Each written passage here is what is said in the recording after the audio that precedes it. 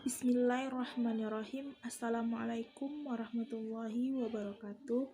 Baiklah, saya Anissa Frilia dengan NIM 3219170 dari kelas EI 7E akan menjelaskan materi yaitu ruang lingkup ekonomi. Yang poin pertama yaitu pengertian ekonomi Islam. Ekonomi Islam adalah suatu tindakan, kegiatan, dan perbuatan mengenai usaha yang bertujuan dan dilaksanakan sesuai prinsip syariah. Ekonomi Islam dapat juga diartikan sebagai kumpulan norma hukum yang bersumber dari Al-Quran dan hadis yang mengatur urusan perekonomian umat manusia, baik di lembaga masyarakat, sekolah, perkantoran, dan lain sebagainya. Poin yang kedua yaitu kerangka teori ekonomi mikro syariah yang terbagi menjadi dua. Yang pertama yaitu pengertian ekonomi mikro Islam.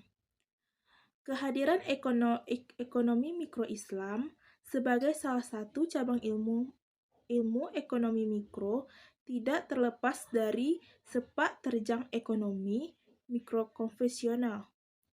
Ekonomi mikro Islam membahas pada masalah-masalah dalam kecil seperti pengalokasian pendapatan yang dilakukan oleh rumah tangga, penentuan tingkat konsumsi dan produksi dari para pelaku ekonomi. Yang kedua, teori ekonomi mikro diartikan sebagai ilmu ekonomi kecil berdasarkan kepada pola dan ruang lingkup analisisnya. Teori mikroekonomi ini dapat didefinisikan sebagai satu bidang studi dan ilmu ekonomi yang menganalisis mengenai bagian-bagian kecil dari keseluruhan kegiatan perekonomian. Nah, ekonomi mikro Islam itu yaitu faktor moral dan norma yang terangkum dalam tatanan syariah akan ikut menjadi variabel yang penting dan perlu dijadikan sebagai alat analisis. Baiklah, poin yang ketiga yaitu rancang bangun ekonomi mikro syariah, yaitu untuk mengetahui gambaran tentang landasan-landasan pada ekonomi mikro Islam. Landasan-landasan tersebut berpegang atas prinsip utama dalam syariah. Sebab, tauhid adalah kunci keimanan dari seseorang.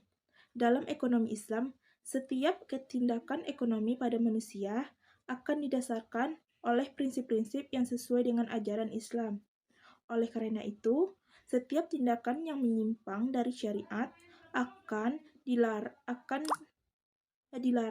karena bisa menyebabkan kemudaratan bagi umat manusia. Nah, dengan mengetahui rancangan bangunan ekonomi Islam, yang diharapkan dapat memperoleh gambaran utuh dan menyeluruh secara singkat tentang ekonomi Islam yang terdiri atas atap, tiang, dan landasan.